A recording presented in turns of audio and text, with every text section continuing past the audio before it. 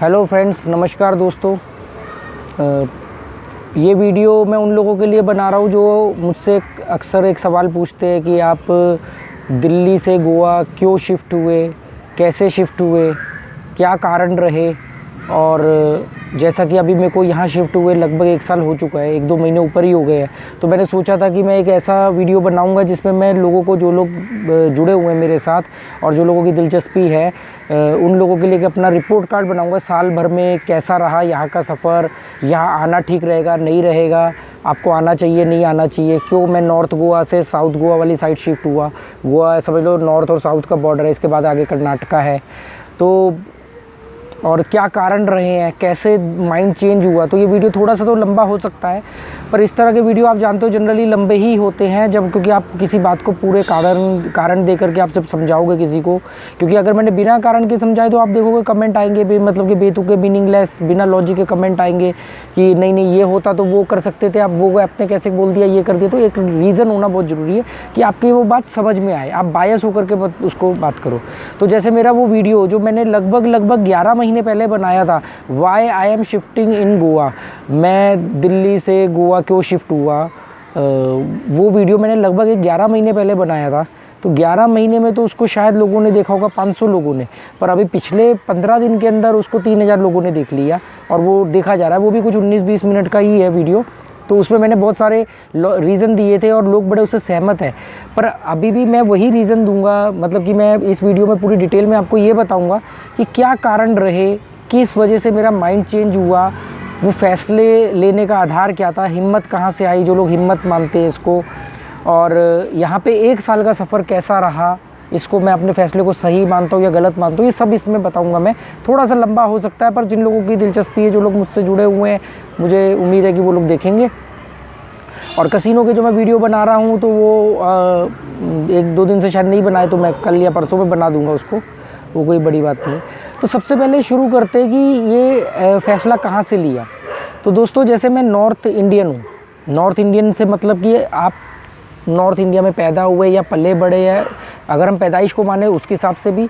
हालांकि मैं north India की 3 स्टेट में घूमता रहा, मतलब एक स्टेट में पैदा हुआ, दूसरे स्टेट में परवरिश हुई। मेरी काफ़ी परवरिश पार्ट में बॉम्बे में भी हुई है, दिल्ली में भी हुई है। मैंने 13 स्कूल बदले हैं, किसी भी एक 4 अलग राज्यों में, किसी भी एक राज्य में 3 साल से ज़्यादा नहीं रहा, तो कंटिन्यू 3 साल से ज़्यादा नहीं रहा, मतलब एक ही राज्य में रहे 2-3 साल, फिर वो चले गए, फिर वापस आ गए, इस तरीके से हुआ। और 15 साल की उम्र में मैंने अपना करियर शुरू किया था बॉम्बे में ट्रक खाली करने से। ठीक है, वो एक अलग सेपरेट मुद्दा हो जाएगा कि क्यों और क्या ज़रूरत पड़ी और कैसे वो हुआ। गरीब नहीं था, मतलब लोअर मिडिल क्लास था, पर गरीब नहीं था, मतलब गरीब होता है ना बिल्कुल खाने के लाले, वो रीज़न नहीं था। तो दोस्तों, जब मैं एक दिल्ली में अपना अच्छा बिज़नेस कर रहा था और दिल्ली में मैं एनसीआर में रहता था, मतलब दिल्ली में ही रहा, फिर एनसीआर में मैंने प्रॉपर्टी ले ली थी। 25 साल की उम्र 24 साल की उम्र में मैंने अपना फ्लैट लिया था। और एक पॉश एरिया है, अच्छा वैल्यूएबल फ्लैट है वो, और अभी वो मैंने रेंट पे दिया हुआ। तो हुआ क्या कि सब कुछ सही चल रहा था। कई सारे मैंने नेचर ऑफ वर्क बिज़नेस किए। मेरी जो प्रवृत्ति है, जो मेरा स्वभाव है, जो मेरा व्यक्तित्व है, वो जो है वो एक जगह टिक के रहने का या एक टिक के काम करने का नहीं है। क्योंकि मेरा ये मानना है कि दुनिया में लगभग 200 देश है, अकॉर्डिंग टू UN 195 कंट्रीज़ है, 7 अरब से ज़्यादा आबादी है, बहुत जल्दी 8 अरब होने वाली है। और हम एक ही जगह पे पैदा हों, एक ही जगह पे मर जाएं, तो हम तो उस माइग्रेट बर्ड्स से भी गए गुजरे हैं जो साइबेरिया से इंडिया आती है। ठीक है ना। तो या हम उन जानवरों की तरह हैं जो जहाँ पैदा होते हैं वहीं मर जाते हैं, कुएँ का मेंढक, कुएँ का कछुआ, आप कुछ भी कह सकते हो। तो और उसी के हिसाब से हम अपनी विचारधारा डिज़ाइन करते हैं, उसी के हिसाब से हम अपनी जजमेंट पावर को अपग्रेड करते हैं और उसी के हिसाब से हम जजमेंट सुनाते हैं। और जैसे आपने देखा होगा जनरेशन गैप में हमेशा एक बाप अपने बच्चे को बोलता है, मुझे सिखाएगा तो उससे ज़्यादा दुनिया देखी है।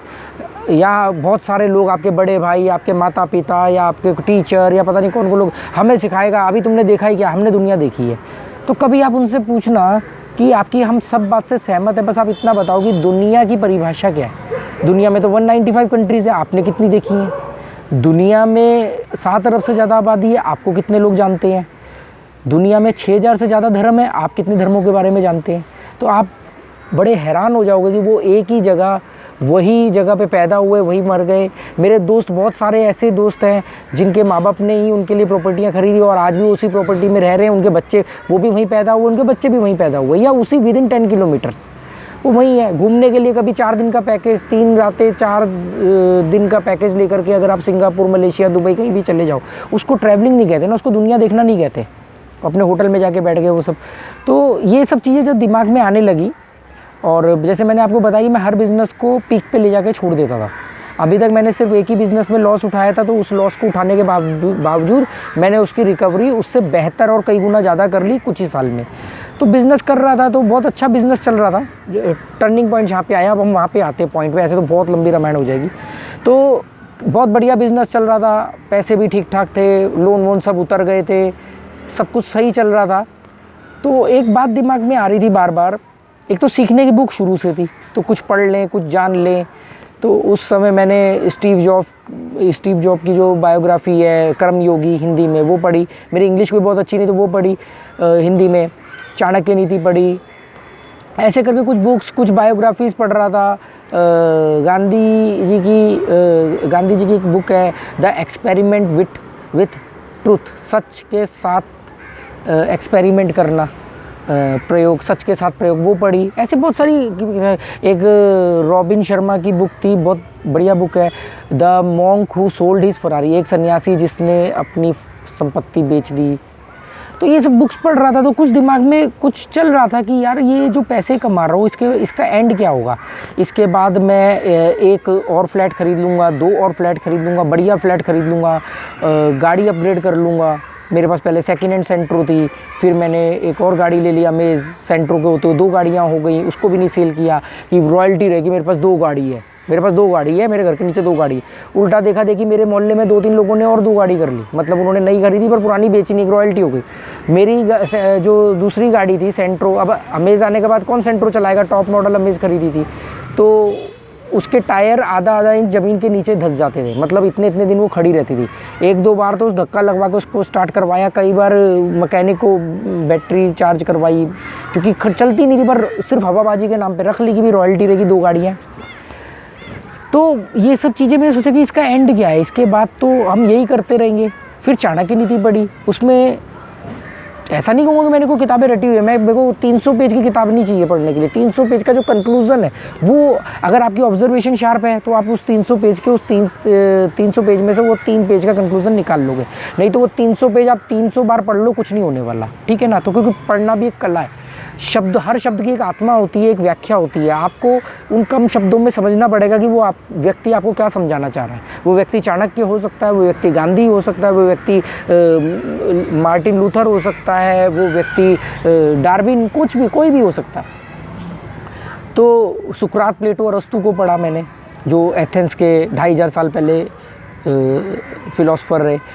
बुद्ध को पढ़ा। तो मेरे दिमाग में ये आया कि यार ये पैसा आप कमा रहे हो, आपको हवाबाजी भी मिल रही है, आप मॉल में शॉपिंग करते हो, बढ़िया कपड़े पहनते हो, ब्रांडेड कपड़े पहनते हो, तो दिमाग ने तर्क करना शुरू किया।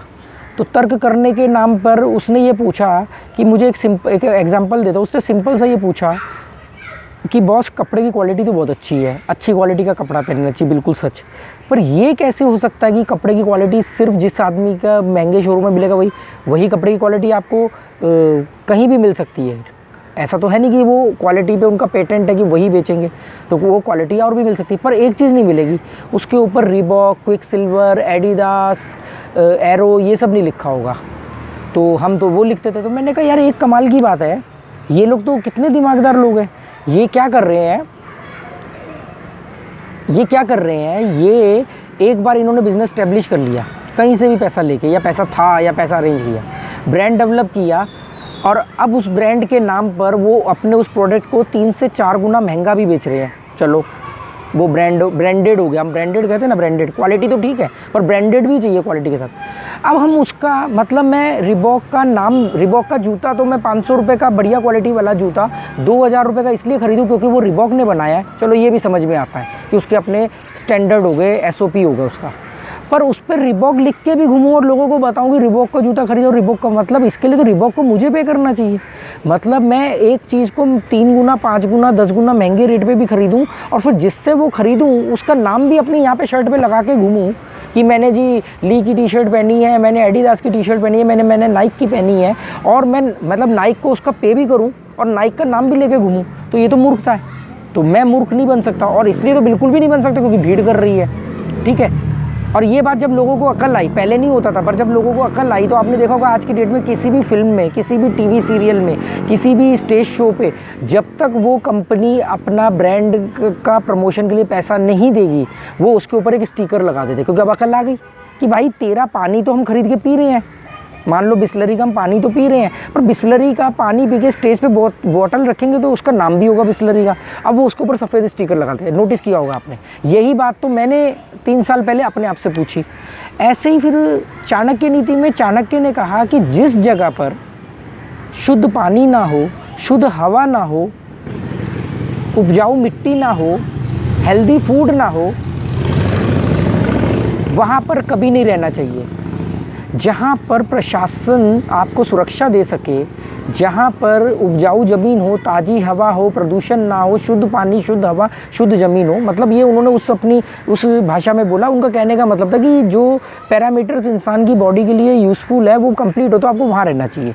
पहले इंसान ट्रैवलिंग करता था, हज़ारों साल पहले इंसान यात्राएं करता था, एक जगह टिक के नहीं रहता था। फिर इंसानों ने थोड़ा सा अक्लमंदी आई, उन्होंने कहा यार हम बेमतलब अपने आप को क्यों थकाएं, जहाँ पे ये सारे फैक्टर्स पूरे होंगे हम वहाँ पे रुक जाएंगे। तो वो देखते थे जहाँ पर उपजाऊ ज़मीन है, समतल मैदान है, कुदरती आपदाएं कम आती है, उन्होंने वहाँ पर अपना डेरा डालना शुरू कर दिया। वही आज की डेट में बड़े शहर, मेट्रो शहर बन चुके हैं, ठीक है।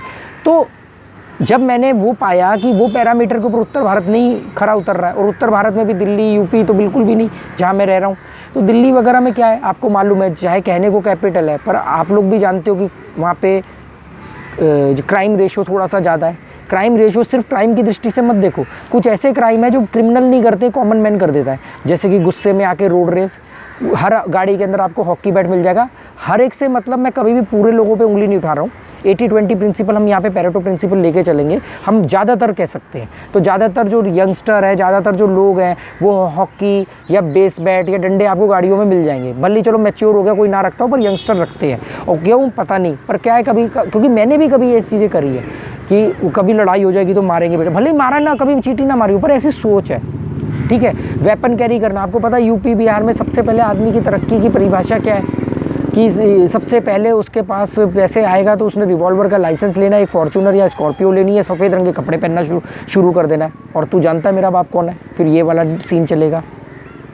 ये सब चीज़ें मैं देख रहा था। गाड़ियों के पीछे अपना कास्ट लिखवाना, पंडित जी, त्यागी, यादव, जाट की ठाठ, जाट, चौधरी, कोई शर्मा बंधु, कोई पंडित, कोई और जो गुप्ते बनिया हैं, जो गुप्ता हैं, जो बनिया हैं, वो गुप्ता तो लिखेंगे नहीं क्योंकि वो दबंग कास्ट नहीं है। तो वो क्या करते हैं, हारे का सहारा बाबा श्याम हमारा, खाटू श्याम की जय, झूले लाल की जय। कोई और थोड़ा सा ले लो तो हरे रामा हरे कृष्णा, हरे राम राम राम हरे, मतलब ये सब चीज़ें चल रही थी। अब एक बार बताओ, जब कास्ट, जिस कास्ट में आप पैदा हुए आपका कोई योगदान नहीं, मैं तो कास्टिज़म को मानता ही नहीं, पर मैं एक बात बता रहा हूँ कि कास्ट का प्रमोशन क्यों कर रहे हैं हम। और जो लोगों की कास्ट दबंग नहीं है और वो दबंग कास्ट का प्रमोशन नहीं कर सकते, तो वो अपने धर्म या अपने गुरु या अपने भगवान का, मतलब किसी ने गुरु का नाम लिखा हुआ है जय माता दी, किसी ने जय गुरुदेव, कोई वो कौन सा मेहरुली के पास कोई गुरु जी हैं वो उनका नाम कोई कुछ, तो ये चीज़ें ना मेरे को बड़ा इरिटेट करती थी। मैं ये सवाल पूछता था कि क्योंकि देखो इससे मानसिकता मालूम पड़ती है। अभी आप इसको आपको हो सकता है बहुत सारे वहाँ के लोग मेरी बात से एग्री ना करें। देखो आप अगर रैशनलिस्ट नहीं हो तो आप क्लियर कट कुछ भी बात बोल करके इस बात को मानने से इनकार कर सकते हो, पर अगर थोड़ा सा आपके अंदर तर्क की क्षमता है तो आप खुद सोचो, अगर किसी फॉर्चूनर या किसी गाड़ी के पीछे त्यागी, जाट, चौधरी, एमएलए या जज का स्टिकर या वकील का स्टिकर लगा हुआ है, कुछ ऐसी कास्ट है ना, त्यागी, चौधरी, जाट, चौहान, मतलब ऐसी जो दबंग वाली जो है, या जय श्री राम, ऐसे ये जय श्री राम तो हो गया, उस पर भी आऊँगा मैं। तो यहाँ पे अगर आपका कभी कोई रोड रेस हो जाए, कोई तू तड़ाक हो जाए, तो आपको डर लगेगा कि पता नहीं अंदर कौन सा दबंग बंदा बैठा है, कौन से मिनिस्टर का बेटा बैठा है। और ये तो पक्की बात है कि इससे आप ये अंदाज़ा लगा लोगे बंदा एग्रेसिव है, हो या नहीं हो, पर आप ये अंदाज़ा लगा लोगे। और वहीं पे किसी के पीछे लिखा हुआ है जय माता दी, आप मोस्टली लगा लोगे यार पंजाबी होगा या धार्मिक व्यक्ति तो है ही है, अपने धर्म का प्रचार कर रहा है, भगवान को मानने वाला है। हरे राम हरे कृष्णा वाले इस्कॉन वाली साइड के हो गए, कोई खाटू श्याम जी की जय, तो आपका बिहेवियर हर एक से बात करने का अलग हो जाएगा। दबंग आदमी से आप दब के बात करोगे, ये सब चीज़ें। इसीलिए वहाँ पर दबंग आदमी अपने आप को और दबंग दिखाने की कोशिश कर रहा है। तो मैं इस चीज़ को समझ नहीं पा रहा था कि यार आप अपनी कास्ट को कैसे प्रमोट कर सकते हो, है ना। फिर कास्ट के साथ हूटर वगैरह, और ये मैं नहीं कह रहा हूँ, आपको पता है नोएडा पुलिस हर 6 महीने साल में अभियान चलाती है जिसमें से वो उनके कास्टिज्म के स्टिकर उतरवाती है, कितनी बार बड़े बड़े हूटर लगवाती है। कभी आप ये इमेजिन कर सकते हो गुप्ता अपनी गाड़ी के बाहर एक बहुत हाई फाई हूटर लगा करके घूम रहा है कि लोग परेशान हो, डरे नहीं। तो ये सब चीज़ें जो उत्तेजना लेवल हाई है कि डंडा रख लो, रिवॉल्वर का लाइसेंस ले लो, सफ़ेद जूते सफ़ेद पैंट सफ़ेद शर्ट पहन लो, पापास गिफ्ट ममास गिफ्ट, ये सब चीज़ें लिख लो गाड़ियों के पीछे। ये विचारधारा बताती है, जिसने थोड़ी सी साइकोलॉजी पढ़ी हो या जिसके अंदर थोड़ी सी बुद्धि हो, वो समझ जाएगा कि जो बंदा ये स्टिकर लगवा रहा है उसकी आइडियोलॉजी क्या होगी, वो किस तरह का, वो एग्रेसिव होगा कि नहीं होगा वो। इसीलिए आपने कभी देखा दिल्ली एनसीआर के अंदर सबसे ज़्यादा रोड रेज होते हैं। अगर मैं गलत कह रहा हूँ तो आप आंकड़े उठा करके स्टडी करो ना। इसका ये बिल्कुल मतलब नहीं कि जहाँ मैं रह रहा हूँ वहाँ नहीं होते हैं। मैं बात परसेंटेज की कर रहा हूँ, मैं बात ज़्यादातर की कर रहा हूँ। परसेंटेज का गेम है पूरा। अयोध्या के अंदर भी मंत्रा थी जिसे हम राम राज्य कहते हैं, और रावण लंका जहाँ पे सारे राक्षस बसते थे वहाँ पर भी एक विभीषण था जो सारा दिन जय श्री राम करता रहता था। तो परसेंटेज का गेम है ना, तो वही मैं आपको समझाना चाह रहा हूँ। तो ये जब चीज़ें सवाल, तो इरिटेशन पैदा होती थी। फिर आए दिन न्यूज़, टीवी में न्यूज़ चलाओ, आज ये हो गया। आप किसी भी न्यूज़ चैनल को चला लो, उसके 80% न्यूज़ दिल्ली और एनसीआर और स्पेशली दिल्ली और यूपी के तक ही सीमित रहती है। और उसमें भी दिल्ली और एनसीआर है, जिसमें नोएडा शामिल है, क्योंकि उनका अपना ऑफिस वहीं पे है। हर आदमी लाइमलाइट में रहना चाहता है, तो जो दूर के उनके कॉरेस्पोंडेंस जो रिपोर्टर है उनको वो नहीं ज़्यादा दिखाते। आप अपने पिछले, अगर आप लोग टीवी देखते हो तो आप न्यूज़ चैनल भी देखते होगे, तो न्यूज़ चैनल में से आप याद करके बताओगे आपने आखिरी बार पौंडीचेरी की न्यूज़ कब सुनी थी, आपने कन्याकुमारी की कब सुनी थी, आपने मिजोरम की कब सुनी थी, आपने नागालैंड की कब सुनी थी। कोई बहुत ही बड़ा कांड हो जाएगा तो सुनेगी और सुनी होगी और 2 दिन में गायब, क्योंकि आपको दिख नहीं रहा कि ऐसा न्यूज़ का मतलब क्या है, दिल्ली और यूपी और दिल्ली और एनसीआर, दैट्स इट। या जो हॉट बर्निंग स्टेट होती है। तो इसका मतलब ये थोड़ी कि गोवा में कभी कोई कांड नहीं हुआ होगा, कोई क्राइम नहीं हुआ होगा, या पूरे महाराष्ट्र में या कुछ है ही नहीं उनका वो।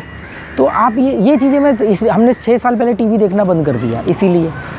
अब जो बात आती है जो वेदर वाली बात, तो दिल्ली में जितनी सब्जियां, दिल्ली में तो खेत है नहीं, बचे नहीं खेत करने वाले लोगों ने तो अपने खेत बिल्डर को बेच दिए, और बिल्डर को बेच करके जो आदमी की गाय का दूध या भैंस का दूध निकाल करके बेच के पैसा कमाता था, आज उसके पास करोड़ों रुपया है, उसकी अपनी दुकानों के किराए आ रहे हैं, उसके पास फॉर्चूनर है, रिवॉल्वर है, उसके पास सब कुछ है, क्योंकि उसके पास मुआवजा इतना आ गया। तो खेत ख़त्म हो गए। अब वहाँ पे यमुना के किनारे केमिकल वाले पानी से खेती होती है। दिल्ली का वाटर का टीडीएस लेवल देख लो, 2-2, 3-3 हज़ार, 6-6 हज़ार, 8-8 हज़ार तक का टीडीएस है। ग्राउंड लेवल नीचे जा चुका है। केमिकल की सब्जियाँ, कितनी बार ऐसे आर्टिकल मौजूद हैं रिपोर्ट्स में। हम खा क्या रहे हैं वहाँ, हम रह किन लोगों के बीच में रहे हैं। दिखावा, मेरा बच्चा महंगे स्कूल में जाता है, वहाँ पे लोगों को शिक्षा नहीं चाहिए, पढ़ाई चाहिए महंगे स्कूल की। ब्रांड के नाम पे, समाज में स्टेटस के नाम पे लोग अपने बच्चों को पढ़ाते थे, और मैं भी उस ट्रैप में था। तो मैंने सोचा कि मतलब कई लोग आ रहे हैं, बच्चे आ रहे हैं स्कूल से, फिर उसके बाद वो ट्यूशन जा रहे हैं, फिर वो म्यूज़िक सीख रहे हैं, मल्टी टैलेंटेड। हर एक व्यक्ति को अपने बच्चों को सुपरमैन बनाना है, जिसको सब कुछ आता है, वो कुछ भी कर सकता है, ऐसा वाला बच्चा बनाना है। तो ये सब चीज़ें मैं ऑब्जर्व कर रहा था। इन सब चीज़ों के मेरे को रीज़न नहीं मिल पा रहे थे। उनके पास एक ही रीज़न था कि देखो ये बच्चा पढ़ेगा नहीं तो कामयाब कैसे होगा। उनका ये मानना था कि कामयाबी का मतलब है स्कूल की परिभाषा। ये कह के अपने वो दिखावे को जस्टिफाई करते थे। उनका, अगर वो अपने बच्चे को एक नॉर्मल अच्छे स्कूल में पढ़ाएंगे, नॉर्मल अच्छे स्कूल में, ठीक है, कहीं नहीं लिखा कि सस्ती कमीज अच्छी नहीं हो सकती, कहीं नहीं लिखा कि सस्ते स्कूल ख़राब ही होंगे, पर कैसे वो 4 लोगों में बैठ करके स्कूल की बुराई करेंगे। यार आजकल तो स्कूल इतने महंगे हो गए हैं भाई, पैसा बहुत लग जाता है।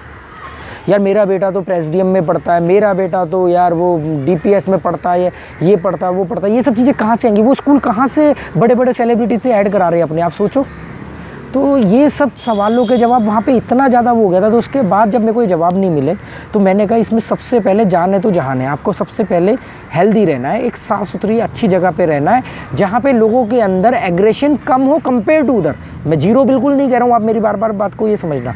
मैं कह रहा हूँ कि वहाँ के मुकाबले कम होता है। तो अब देखो दुनिया में अच्छाई तो बची नहीं है, मतलब अच्छाई कम हो, कहीं पे अच्छाई ज़्यादा होगी, कहीं पे कम होगी। 100% अच्छाई वाली दुनिया में कोई भी जगह नहीं है, 100% करप्शन फ्री जगह कोई भी नहीं है, 100% क्राइम फ्री जगह कोई भी नहीं है। पर अगर आपको बोला जाए कि रात को 2 बजे आपकी घर की किसी लेडीज़ को आपको कहीं भेजना है, तो आप क्या चाहोगे? वो जगह यूपी बिहार हो, या वो जगह गोवा हो, मुंबई हो, या कोई ऐसी जगह। इसका मतलब ये बिल्कुल नहीं कि गोवा मुंबई में क्राइम नहीं होते, पर आपसे ही पूछो तो आप कहोगे नहीं यार, अगर कभी ऐसा ऑप्शन चुनना पड़ जाए तो मैं बोलूँगा भैया गोवा या साउथ या केरला या मुंबई जैसी जगह, जहाँ पे थोड़ा सा लोग फ्रैंक हो, फीमेल्स को लेकर के उनका नज़रिया इक्वलिटी का हो, उनके कपड़ों से फीमेल्स को ना जज किया जाता हो। तो वो बॉम्बे है, गोवा है, क्योंकि यहाँ पे एक पुराने वेस्टर्न कल्चर्स की छाप रही है लोगों के अंदर, वो चीज़ है।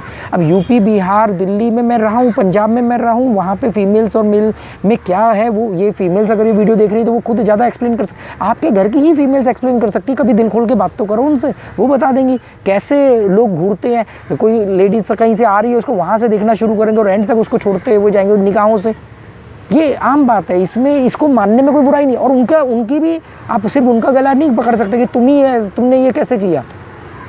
गला पकड़ना पड़ेगा आपको समाज का, उनके माँ बाप का, कि कंजकों में नवरात्रों में तो आप लेडीज़ के पैर धो करके पीते हो, पैरों को हाथ लगाते हो, और वही बच्चा रात को जब काले शीशे करवाता था गाड़ी में, रात को लेट आता, तो कितने माँ बाप ने, कितनी बहनों ने पूछ लिया भाई क्या कर रहा है। तो ये इसमें अकेला वो जिम्मेदार नहीं है, उसके आसपास की परिस्थितियाँ, और परिस्थितियाँ बनाते हैं माँ बाप, रिश्तेदार और समाज। ठीक है ना। कानून, दुनिया का कोई कानून क्राइम को रोक नहीं सकता। जितना मर्जी दुबई में, सऊदी में सबसे स्ट्रिक्ट कानून है, वहाँ भी क्राइम होते हैं, क्योंकि कानून सख्त होने से क्राइम की परसेंटेज कम हो जाएगी। कुछ क्राइम ऐसे होते हैं करते वक्त आदमी को होश ही नहीं रहता, करने के बाद वो पछताएगा, और आप भी तो उसको करने के बाद ही जेल में डालोगे ना। तो ये सारे रीज़न के हिसाब से मैंने सोचा, और मैंने कभी ये सोचा नहीं कि मेरी 2 बेटी हैं या बेटा, कभी दिमाग में नहीं आया। वाह, हर कोई मेरे दिमाग में ये डाल रहा है, ओहो अच्छा कितने बच्चे जी आपके? जी मेरी जी 2 बेटियाँ हैं। और मैं जानबूझ करके 2 बेटी बोलता था। K2 के दौरान कश्मीर टू कन्याकुमारी जाते दौरान लोगों ने मुझसे बोला भाई साहब हमारी शादी नहीं हुई होती ना, हम भी ये काम करते। मतलब उन्होंने मेरे से बिना पूछे ये जज कर लिया कि मेरी शादी नहीं हुई होगी, इसीलिए मैं साइकिल चला रहा हूँ। ऐसे ही उन्होंने कई लोगों ने अंदाज़ा लगा लिया कि मेरे लड़के ही होंगे। जैसे उन्होंने पूछा कितने बच्चे हैं, मैंने कहा 2। हाँ मतलब दोनों लड़की हैं, या उनका जवाब मतलब अपने आप ही जवाब दे देते थे कि अच्छा 1 लड़का 1 लड़की होगी। मैं कहता नहीं 2 लड़की हैं। तो उनके एक्सप्रेशन देखने वाले होते थे। जब मेरी दूसरी बेटी हुई तो मुझे मालूम है कि वहीं पे दिल्ली में ही वो नर्स आई मुझे कहने, और वो मुझे संतावना दे रही है। मेरे को लगा कोई कॉम्प्लिकेशन, कुछ प्रॉब्लम है। वो कह रही देखो कोई नहीं, सब बराबर ही होता है, मेरी बेटी भी देखो पढ़ लिख गई है, इतना कमाती है, ये वो। मैंने कहा तो आप ये सब मुझे क्यों बता रहे हो? वो मुझे ये बताने के लिए डॉक्टर और वो जो एक हेड नर्स होती है, वो ये इस तरीके से मेरे आगे भूमिका बना रहे थे जैसे मुझे झटका लगेगा मेरी एक बेटी अब दूसरी भी बेटी होगी। इवन मैंने फंक्शन जब किया तो मेरे घर में मेरे रिलेटिव्स ने आना मना कर दिया कि हमने तो टिकट कैंसिल करवा रहे हैं कि भी मतलब अब तो लड़का हुआ नहीं तो कैसे फंक्शन पार्टी होगा। तो मैंने उनसे लड़ के उनको बुलवाया। तो ये इस तरह की जो सोच थी, ऐसा थोड़ी कि ये सोच यहाँ नहीं होगी, पर यहाँ पे कंपेयर टू बहुत फ़र्क है। यहाँ पे बहुत सारी फैमिली, मैं गांव में रहता हूँ, गांव के अंदर रहने के बावजूद बहुत सारी फैमिली ऐसी है जिनके सिर्फ 1 बेटी है और उन्होंने दूसरा बच्चा प्लान नहीं किया। कईयों के 2 बेटी है, उन्होंने तीसरा बच्चा प्लान नहीं किया और वो खुश है। कभी हमने फ़र्क नहीं देखा, उल्टा वो ज़्यादा प्यार करते अपने बच्चों से। एक ये थोड़ा सा तो फ़र्क देखो देश काल परिस्थिति का पड़ता है। दूसरा, एक जगह मैंने पढ़ा था कि जहाँ पे वेदर अनुकूल होगा वहाँ पर आपका दिमाग ज़्यादा तार्किक, ज़्यादा समझदार बनेगा। मैंने कहा यार ये क्या लॉजिक है? तो मैंने जो फिलोसफर हुए थे एथेंस में हुए 2500 साल पहले, सुकरात, प्लेटो, अरस्तु, डायोनिसिस, और फिर उसके बाद जो 17वीं 18वीं शताब्दी में जो जर्मन में हुए बहुत सारे, कार्ल मार्क्स है, हीगल है, फ्रेडरिक नीत्शे, ये सब जो लोग हुए, तो यहाँ का वेदर कंफर्टेबल है। अब देखो दिल्ली के अंदर गर्मी पड़ती है तो 48 डिग्री की गर्मी पड़ती है। आप दिन में आप किसी भी आदमी से मिलोगे उसकी बात की शुरुआती गर्मी से होगी, भाई साहब यार आज गर्मी बहुत है, आज तो रिकॉर्ड टूट गया, आज तो ये हो गया। अब जब एक आदमी अपने दिमाग का कुछ परसेंटेज अपने वेदर को डिस्कस करने में लगाएगा तो वो कीमती चीज़ों के बारे में बात करना, विचारों के आदान प्रदान को करना, या वो अपने अंदर ही अच्छे विचार को लाना बंद कर देगा। सर्दियों में ठंड इतनी होती है कि आप काम नहीं कर सकते उत्तर भारत में, गर्मियों में गर्मी इतनी पड़ती है कि आप काम नहीं कर सकते वहाँ पे। तो सोचो ना कि आपके पास बचता क्या है। तो ये एक फ़र्क पड़ता है। ये चीज़ों को अगर आप ठंडे दिमाग से सोचोगे तो आप खुद महसूस करोगे हाँ यार बहुत ज़्यादा ठंड पे भी हमारी कार्यप्रणाली पे फ़र्क पड़ता है, भले ही हमें ठंड पसंद है, और बहुत ज़्यादा गर्मी पे भी हमारे काम पे फ़र्क पड़ता है। गर्मियों में आप दोपहर को 2-3 घंटे काम नहीं कर सकते, सर्दियों में दिन ही ऑलरेडी छोटे हो जाते हैं। क्यों वहाँ की वेस्टर्न कंट्रीज़ को लेबर चाहिए होती है इंडिया में, क्योंकि यहाँ के लोग ज़्यादा घंटे काम करते हैं, वहाँ तो और बुरा हाल है। तो ये सब रीज़न्स को मैंने ढूंढा, समझा जब, तो मैंने उसके बाद फ़ैसला किया कि मुझे एक ऐसी जगह चुननी है। मेरी फेवरेट जगहें तो इंडिया से बाहर ही है, पर इंडिया के अंदर की अगर हम बात करें, क्योंकि बेबी स्टेप होता है ना, आप एक एक स्टेप करके ही तो सीढ़ी से छत पर पहुँचोगे, सीधा तो जंप करके पहुँचोगे नहीं। तो मैंने इंडिया के अंदर जब 14-15 स्टेट में घूमा, मैं साउथ वगैरह के स्टेट में मैं काफ़ी घूमा, साइकिल से भी और वैसे भी। तो उसके बाद मैंने पाया कि मुझे साउथ में आना चाहिए। अब साउथ में लैंग्वेज प्रॉब्लम आएगी सीधा, ये सब। तो मैंने देखा कि यार गोवा में कम से कम 80 to 90% लोगों को हिंदी आती है, 90% लोगों को हिंदी आती है। कुछ बुजुर्ग लोग हैं जिनको नहीं आती, जैसे हमारे यहाँ पे जो लैंडलॉर्ड है वो आंटी को नहीं आती है हिंदी, तो ऐसे हैं। तो मैंने कहा ये स्टेट ठीक रहेगी शुरुआत में, इसके बाद 2-3 साल यहाँ रहेंगे, फिर मूव ऑन करेंगे, ठीक है। ये इस तरीके से मैंने डिसाइड किया। कंट्री वाइज बात करूँ तो मेरे के लिए को नेपाल भी बहुत अच्छा लगता है, और श्रीलंका तो अपने आप में एक बहुत बढ़िया आइलैंड है, एक बिल्कुल नेचुरल, मतलब आपको वहाँ पे सिर्फ हरियाली के अलावा कुछ दिखेगा ही नहीं। तो मैंने श्रीलंका को भी चुना, और श्रीलंका में गया भी हुआ। तो ऐसे सोच के मैंने फ़ैसला किया। फिर उसके बाद मैंने गोवा आने का फ़ैसला किया, और फिर हमने गोवा का, अब मैं देखो 25 मिनट का वीडियो का सारी कहानी इसमें तो नहीं बता सकता, तो ये मैंने रीज़न बता दिए वहाँ के छोड़ने के, कि भी लोगों का एग्रेशन, दिखावा, होड़, बच्चों का स्कूल अपडेट करना, धर्म तक का होड़ है हो कि आपने कितने नवरात्रे रखे, हमने इतने नवरात्रे, कौन कितना ज़्यादा भगवान को मानेगा, कौन कितना मंदिर में कितनी बार नाक रगड़ेगा, मंगलवार को मंदिर जा रहे हैं, ये जा रहे हैं, जब नेता भी वही कर रहे हैं। तो ये सब चीज़ें जो हर चीज़ में होड़ थी। तो वो होड़ सिर्फ गाड़ी खरीदने में नहीं थी, वो होड़ सिर्फ कपड़े में नहीं थी, वो होड़ सिर्फ बच्चों की महंगे स्कूल में एडमिशन कराने की नहीं थी, वो धर्म को मानना, वो लाइफस्टाइल, वो हर एक चीज़ में होड़ थी। और है, आप अगर आप ठंडे दिमाग से सोचोगे आप इग्नोर नहीं कर सकते। तो ये तो मैंने रीज़न दिए आपको, और इसमें अभी बहुत सारे रीज़न छूट गए जो मैं धीरे धीरे कभी बात चलेगी तो बताता रहूँगा। और अभी ये वीडियो क्या है 25-26 मिनट से ऊपर का हो चुका है, तो अब मैं इसमें यहाँ का रिपोर्ट कार्ड बनाऊँगा तो ये 50 मिनट का हो जाएगा। पर मैं इसका एक अगला पार्ट बनाऊँगा जिसमें मैं बताऊंगा कि अब यहाँ आया कैसे, और आने के बाद से लेके अब तक ये जो साल सवा साल रहा है, इसमें मैं क्या सोचता हूँ, कितनी कठिनाइयाँ आई, कितने बेनिफिट हुए, और आपको आना चाहिए कि नहीं आना चाहिए। तो उम्मीद करता हूँ आपको ये बातें समझ में आएंगी। कमेंट करने से पहले ठंडे दिमाग से सोचना। अगर आप एग्री नहीं करते हो कोई बात नहीं, अगर आपने कोई कमेंट उल्टा पुल्टा लिखा तो मुझे उससे ठेस नहीं पहुंचेगी, पर यूट्यूब वो कमेंट डिलीट कर देगा, तो आपकी बात ना मुझ तक ना औरों तक पहुंचेगी। बस सिंपल सी बात है। आप ठंडे दिमाग से बातों को सोचोगे, रैशनलिस्ट होकर सोचोगे, तो आपको हर बात का जवाब मिलेगा। Okay, good bye, thank you.